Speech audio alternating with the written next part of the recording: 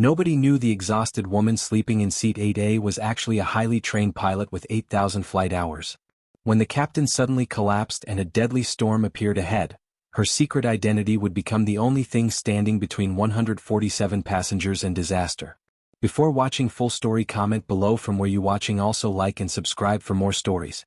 The cabin lights dimmed to a soft amber glow as Flight 447 leveled off at 35,000 feet. Outside the oval windows, the last traces of Chicago's sprawling cityscape dissolved into the velvet darkness of the night sky. Inside the Boeing 737-800, 147 passengers settled into the familiar rhythm of a late-night cross-country flight. The gentle hum of engines, the occasional ding of a call button, the whispered conversations of travelers too tired to sleep but too restless to sit in silence. In seat 8A, Maya Chen pulled her gray fleece blanket up to her chin and adjusted the small pillow against the window. To anyone watching, she looked like countless other exhausted professionals making the red-eye journey from Chicago to Seattle. Perhaps a consultant wrapping up a long week of client meetings, or a teacher returning from a conference. Her dark hair was pulled back in a simple ponytail, and she wore comfortable jeans and a navy sweater that showed no logos, no company insignias, nothing that might hint at her true profession. The flight attendants noticed her during boarding, of course. After years of observing passengers, they had developed an instinct for reading people. This woman in 8A moved with quiet confidence, her posture straight even when tired, her responses polite but economical. When offered a pre-departure beverage, she had simply requested water and a pillow. No fuss, no demands, no anxiety about the flight ahead. "She's already out," whispered Janet Rodriguez, the senior flight attendant, to her colleague as they prepared the beverage cart. Janet had 18 years with the airline, and she prided herself on her ability to read passengers. Poor thing must have had a brutal week.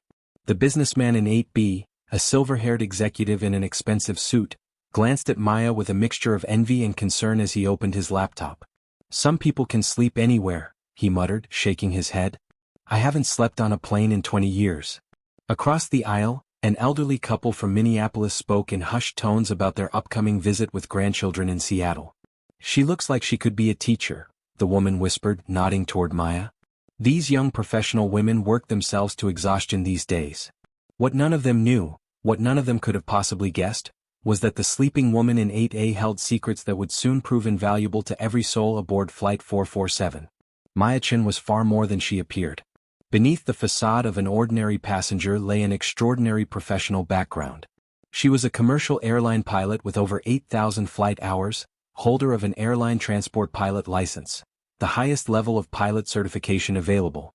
Her logbook, safely stored in her Seattle apartment, told the story of a remarkable aviation career that had taken her from military cockpits to the captain's seat of major commercial aircraft. Her journey had begun at the United States Air Force Academy, where she had earned a degree in aeronautical engineering while learning to fly everything from single-engine trainers to complex military transport aircraft. After graduation, she had spent 5 years flying C-130 Hercules transports for the Air Force, accumulating experience in some of the world's most challenging operational environments. She had landed on dirt airstrips in Afghanistan, navigated through mountain passes in treacherous weather, and brought cargo and personnel safely through conditions that would have grounded civilian aircraft. Following her military service, Maya had transitioned to commercial aviation. She had started as a first officer with a regional carrier, flying smaller jets on short-haul routes, building her hours and her reputation for calm professionalism. Within 3 years she had moved up to a major airline, eventually earning her captain's stripes and the left seat on Boeing 737s and Airbus A320s. Her experience was diverse and hard-won. She had handled engine failures on takeoff, brought aircraft safely to the ground with degraded flight controls, and navigated through severe weather systems that had tested both her skills and her nerve. Just last month, she had successfully managed a single-engine landing after a catastrophic failure on departure from Denver, bringing 134 passengers home safely to cheering emergency crews. But this week had pushed even Maya's considerable limits. She had just completed her annual recurrent training, 3 grueling days in the simulator where instructors had thrown every conceivable emergency at her. Engine fires, hydraulic failures, electrical malfunctions, severe weather encounters, and complex system failures had all been compressed into marathon training sessions designed to keep pilots sharp and prepared for the worst. The final day had been particularly brutal. 8 hours in the simulator dealing with compound emergencies, Losing an engine during a thunderstorm, handling smoke in the cockpit during an approach, managing multiple system failures simultaneously. The scenarios were deliberately stressful, designed to test not just technical skills but also decision-making under extreme pressure. Maya had passed with flying colors, but the intensity had left her mentally and physically exhausted. She had deliberately booked herself as a passenger on this late-night flight rather than deadheading in the cockpit jump seat. She wanted to decompress, to sleep, to be just another anonymous traveler for a few precious hours. She had carefully removed all signs of her professional identity. Her uniform was hanging in her hotel closet, her pilot's license was tucked away in her wallet, her crew badge was at home. She carried only a plain black bag that gave no hint of her aviation background. This anonymity was intentional. Too many times in the past, crew members had discovered her identity during passenger flights and asked for assistance with routine matters, calming nervous passengers during turbulence, providing opinions on minor mechanical issues, or simply offering another set of experienced eyes during challenging approaches. While Maya was always willing to help colleagues, sometimes she just wanted to be a regular passenger who could close her eyes and escape into sleep. Tonight was supposed to be one of those times. She planned to sleep through the entire 3-hour flight, wake refreshed over Seattle, and take a taxi home to her quiet apartment where she had 4 blessed days off ahead of her. No flights, no responsibilities, just rest and recovery. As Maya drifted deeper into sleep, the Boeing 737 continued its smooth cruise through the night sky. Up in the cockpit, however, a different story was unfolding.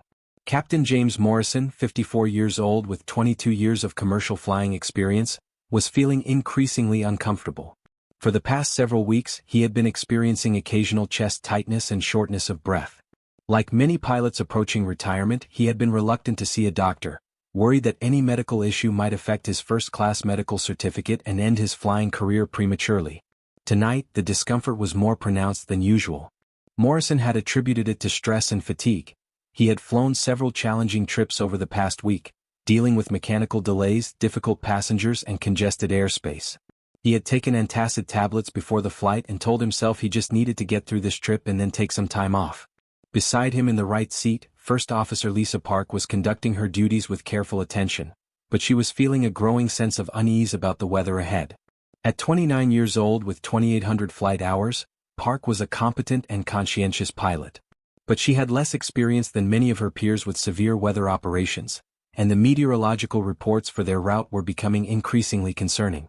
The weather briefing they had received in Chicago had mentioned a developing storm system over the Pacific Northwest, but the forecasters had predicted it would remain relatively weak, just moderate turbulence and light precipitation.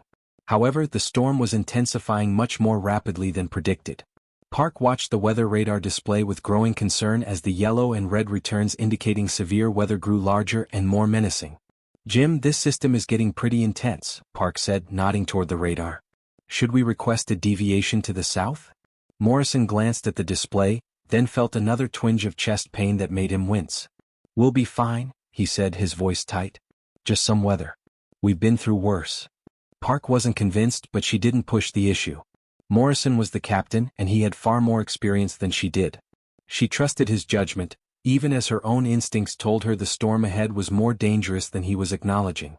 As Flight 447 continued through the peaceful night at altitude, none of the 149 people aboard could have predicted how dramatically their situation was about to change. The combination of Morrison's deteriorating medical condition, the rapidly intensifying storm, and Maya's hidden expertise sleeping quietly in Seat 8A was about to create a scenario that would test everyone's skills, courage, and professional training. The crisis began suddenly without warning. Captain Morrison felt a crushing pain explode across his chest, radiating down his left arm. His vision blurred, and he gripped the control yoke with both hands, trying to steady himself as cold sweat broke out across his forehead.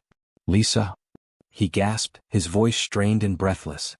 First Officer Park looked over and immediately saw that something was terribly wrong. Morrison's face had gone pale, his breathing was labored, and his left hand was clutching at his chest. "Jim? What's wrong?" Park's voice was sharp with alarm. "Chest, can't breathe?" Morrison managed to say before his eyes rolled back and he slumped forward in his seat, held in place only by his shoulder harness. For a split second, Park froze. This was the nightmare scenario every pilot dreaded but hoped never to face. Total incapacitation of the pilot in command during flight. Then her training kicked in like a switch being thrown. "I have the aircraft," Park announced firmly, taking control of the Boeing 737. Her hands were steady on the yoke despite the adrenaline surge flooding her system. She keyed the radio immediately. "Seattle Center, Flight 447 declaring an emergency. We have pilot incapacitation in the cockpit, suspected cardiac event. First officer assuming command. Requesting priority handling and immediate clearance to nearest suitable airport." The controller's voice came back instantly, "All business. Flight 447, Seattle Center copies your emergency. Squawk 7700. What are your intentions?" Park's mind raced through the procedures. "Flight 447 requesting vectors direct to Seattle-Tacoma International. We need paramedics standing by and priority landing." Flight 447, roger. Turn right heading 270 vectors for Seattle. Descend and maintain flight level 310. Emergency services will be notified. As Park began the turn and descent, she became acutely aware of the second crisis developing. The weather radar in front of her showed a solid wall of red and yellow directly in their path. Severe turbulence, heavy precipitation, possibly hail. The storm system had intensified dramatically in just the past 20 minutes. Park realized with a sinking feeling that she was facing the most challenging situation of her flying career. She was now the sole pilot responsible for 147 passengers and crew, and she would have to navigate through severe weather conditions that exceeded anything she had encountered before. The Boeing 737 began to shake as they approached the outer edges of the storm system. Park fought to keep her breathing steady, to focus on her training, to remember all the procedures she had practiced in the simulator. But the simulator had never combined pilot incapacitation with severe weather and the crushing weight of knowing that so many lives depended entirely on her decisions. In the cabin, passengers remained unaware of the developing crisis. The businessman in 8B had finally dozed off over his laptop. The elderly couple across the aisle was reading quietly.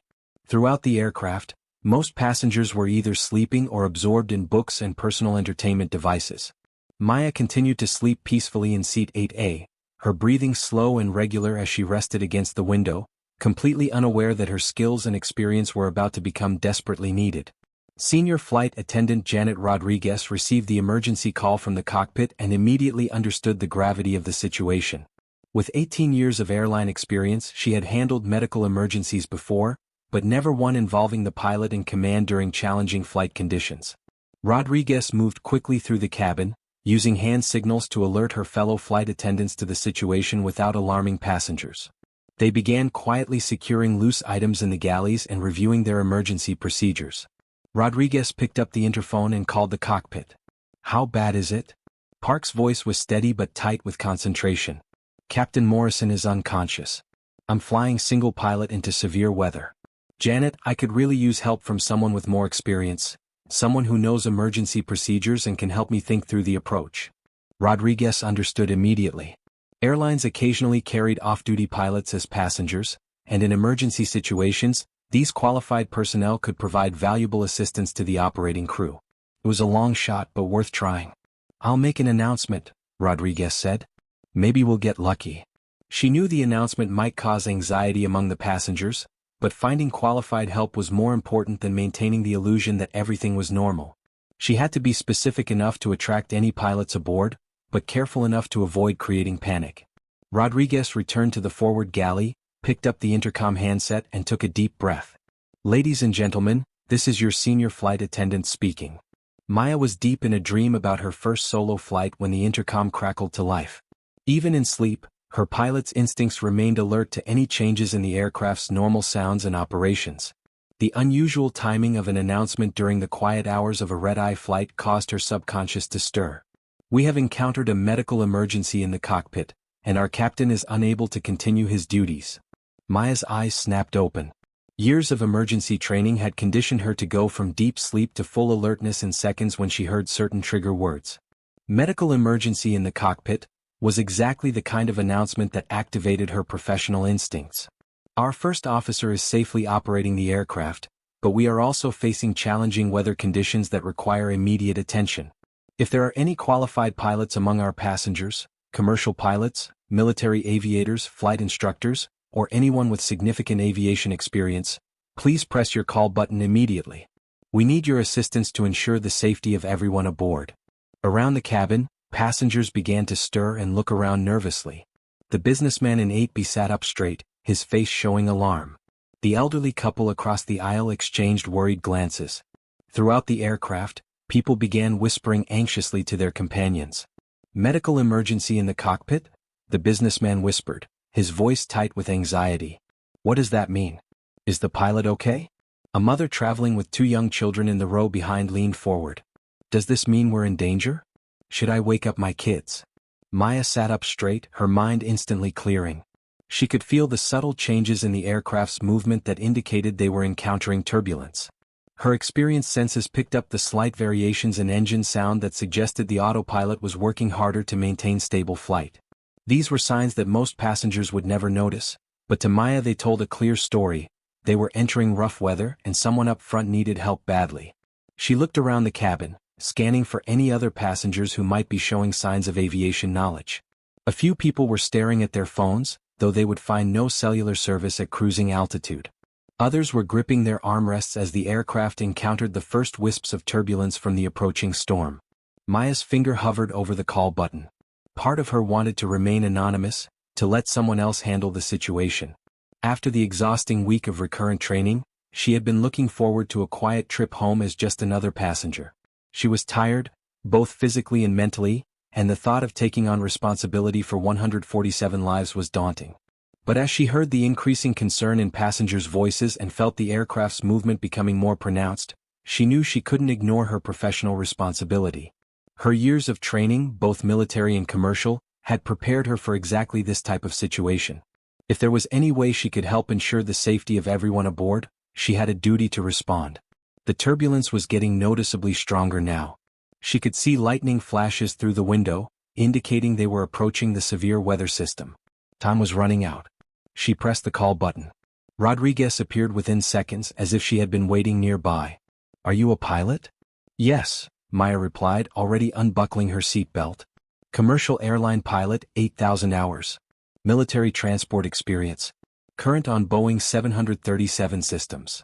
Relief flooded Rodriguez's face. "Thank God. The cockpit is this way."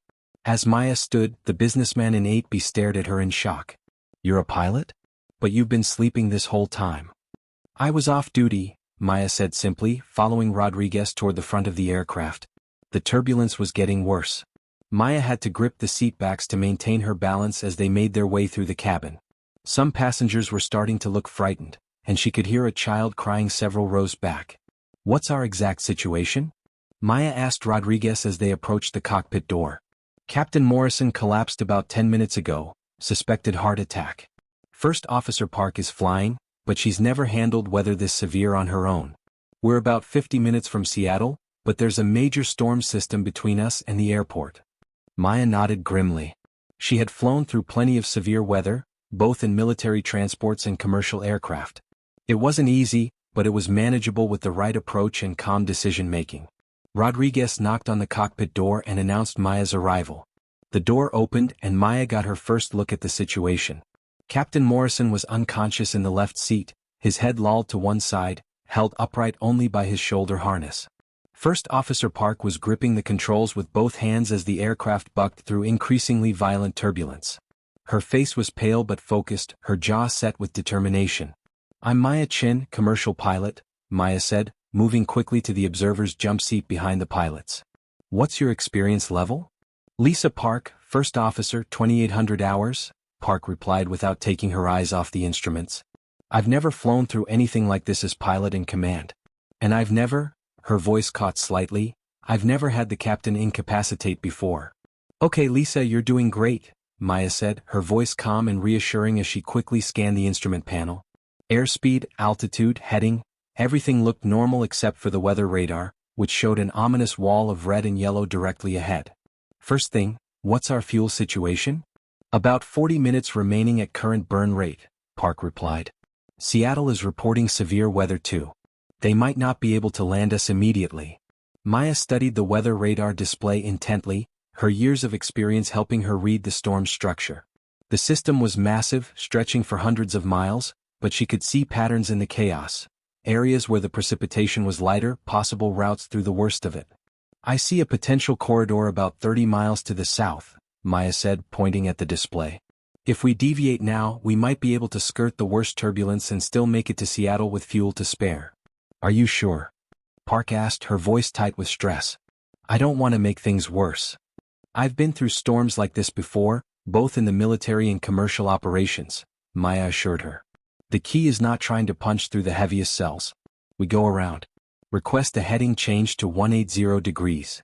Park keyed her radio, her voice steadier now with Maya's presence providing reassurance. Seattle Center, Flight 447 requesting deviation to heading 180 to avoid severe weather. Flight 447 approved. Turn right heading 180. Be advised, we're showing extreme precipitation ahead of your current track. Multiple aircraft are requesting deviations in your area. As Park began the turn, Maya continued to provide guidance. Gentle inputs on the controls. Let the aircraft do the work. Don't fight the turbulence, work with it. The autopilot is doing most of the heavy lifting, so trust the systems. The next 20 minutes were intense. Lightning flashed outside the cockpit windows in brilliant, strobing bursts. The aircraft shook violently as they skirted the edge of the storm, bouncing through pockets of severe turbulence that would have terrified even experienced passengers. Rain hammered against the windscreen with such force that visibility dropped to nearly zero. Maya remained calm throughout, her voice steady as she coached Park through each challenge. Airspeed's dropping, Park called out as they hit a downdraft that pushed the aircraft toward the ground. Add power, raise the nose slightly, Maya instructed. Just a degree or two. There you go. Perfect. You're doing exactly what you should be doing. In the cabin, passengers gripped their seats as the aircraft pitched and rolled through the turbulence. The flight attendants had secured the galleys and taken their seats, but Maya could hear nervous conversations and occasional screams when lightning illuminated the windows. How's Captain Morrison? Maya asked Rodriguez, who had remained in the cockpit. Still unconscious, but his breathing seemed stable. I've been monitoring his pulse. The paramedics will be waiting when we land. Good. Lisa, how are you feeling? You're doing an excellent job. Park managed a brief, tense smile. Better with you here. I was starting to panic before you came up. That's completely normal, Maya said. The key is to trust your training and take it one step at a time. Look, we're almost through the worst of it. Sure enough, the turbulence was beginning to ease as they flew around the southern edge of the storm. The weather radar showed clearer skies ahead, and the lightning flashes became less frequent. Seattle approach came on the radio with updated landing information. Flight 447, contact Seattle approach on frequency 118.3. Weather at Seattle-Tacoma is improving.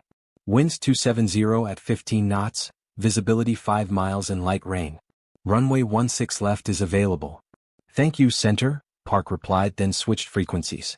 Seattle approach, Flight 447 with you, flight level 240, requesting descent. Flight 447, Seattle approach. We have your emergency noted. Descend and maintain 10,000. Paramedics and emergency equipment are standing by. You're number 1 for the airport, all other traffic is being held. As they began their descent toward Seattle, Maya helped Park run through the approach checklist. Despite the crisis, everything was proceeding normally now that they were clear of the storm. You know, Park said as they leveled off at 10,000 feet, when Captain Morrison collapsed, I thought we were all going to die. I couldn't believe this was happening. You handled it perfectly, Maya replied. You kept the aircraft under control, declared an emergency, called for help, and accepted assistance when it was offered. That's exactly what you're supposed to do. This is textbook crew resource management. But I'm just a first officer, Park said, her voice revealing the self-doubt she'd been suppressing. I'm not qualified to be in command like this. Experience doesn't come from your rank or your seat position, Maya said firmly. It comes from how you handle situations like this. Today you've gained more real-world experience than most pilots get in years. You should be proud of yourself. As they continued their descent, Maya glanced back at Captain Morrison. His color looked better now and his breathing appeared more regular. She hoped the medical team would be able to help him recover fully. Flight 447, turn left heading 270, descend and maintain 5,000, approach control instructed. Left 270 down to 5,000, Park acknowledged, making the turn smoothly. Maya noticed how much more confident Park sounded now. The crisis had forced her to grow as a pilot, and she was handling the approach like a seasoned professional. Seattle weather is now reporting winds 290 at 12 knots, visibility 10 miles, few clouds at 3,000. Runway 16 left, cleared to land. Cleared to land runway 16 left, flight 447, Park replied. As they descended through 5,000 feet, Maya helped Park configure the aircraft for landing. Flaps, landing gear, final approach checklist. Everything proceeded in the familiar rhythm of a normal approach. There's the runway, Park said as they broke through the clouds at 3,000 feet. Seattle's lights stretched out below them in a glittering tapestry, and runway 16 left was clearly visible ahead, its approach lights beckoning them home. Beautiful approach, Maya said. Just like you practiced it. Park smiled, more relaxed now. Except the simulator never taught me how to handle a heart attack and a thunderstorm at the same time. That's why we have procedures and why we help each other when things get tough, Maya replied. Aviation is a team sport. Flight 447 touched down smoothly on runway 16 left at 4:23 a.m., the tires chirping as they made contact with the wet pavement. As they rolled out and began to slow, emergency vehicles could be seen racing alongside the aircraft, their red and blue lights reflecting off the wet tarmac. Flight 447, contact ground on 121.9. Emergency crews are standing by at gate A7. Excellent work tonight, both of you. Ground on 121.9. Thank you for your help, Park replied, her voice thick with emotion and relief. As they taxied toward the gate, Maya felt the familiar satisfaction that came from handling a difficult situation successfully. But she also felt something else, pride in how well Park had performed under pressure, and gratitude that she had been in the right place at the right time to help. You know, Lisa, Maya said as they approached the gate, you didn't need me as much as you thought. You had everything under control. I just provided a little backup and moral support. I couldn't have done it without you, Park insisted. When I heard that announcement asking for pilots, I was praying someone would respond. I just never expected it to be the woman who was sleeping peacefully in 8A. Maya laughed. That's the thing about emergencies, they don't wait for convenient times. Sometimes the help you need comes from the most unexpected places. As the aircraft came to a stop at the gate, Maya helped Park complete the shutdown checklist while paramedics boarded to assist Captain Morrison. The passengers began deplaning, many of them stopping to thank both pilots for getting them home safely. Ma'am, said the businessman from 8B as he passed the cockpit. I owe you an apology. When I saw you sleeping, I thought you were just another tired passenger. I had no idea you were a pilot. That was the point, Maya replied with a warm smile. I was trying to be just another tired passenger. As the cabin emptied, Rodriguez approached Maya with a steaming cup of coffee. I don't know how to thank you. You probably saved all our lives tonight. I just did what any pilot would do, Maya said, accepting the coffee gratefully. We look out for each other. The airline is going to want to talk to you, Rodriguez continued. There will be reports to file, interviews with the FAA, maybe even media coverage. This is going to be a big story. Maya nodded. She had expected as much. Emergency incidents always required extensive documentation and investigation. Her quiet trip home had turned into something much more complicated. That's okay, she said. It comes with the territory. As Maya finally gathered her belongings to leave the aircraft, she reflected on the night's events. She had begun the flight as a sleeping passenger in seat 8A, wanting nothing more than to be left alone. But when crisis struck, her training and experience had made the difference between a successful emergency landing and a potential tragedy. Captain Morrison was conscious by the time they loaded him into the ambulance, and the paramedics reported his vital signs were stable. First Officer Park had gained invaluable experience that would serve her well throughout her career. And 147 passengers had arrived safely in Seattle, most of them never fully understanding how close they had come to disaster. As Maya walked through the quiet terminal toward the taxi stand, dawn was just beginning to break over the Cascade Mountains. She was already looking forward to sleeping in her own bed, to those 4 days off she had been dreaming about all week. But she also knew that the next time she heard an emergency announcement on a flight, she wouldn't hesitate to respond. That's what pilots do. They help each other whether they're on duty or off, whether they're in the cockpit or sleeping in seat 8A. The storm had passed and everyone was home safe. In the end, that was all that mattered.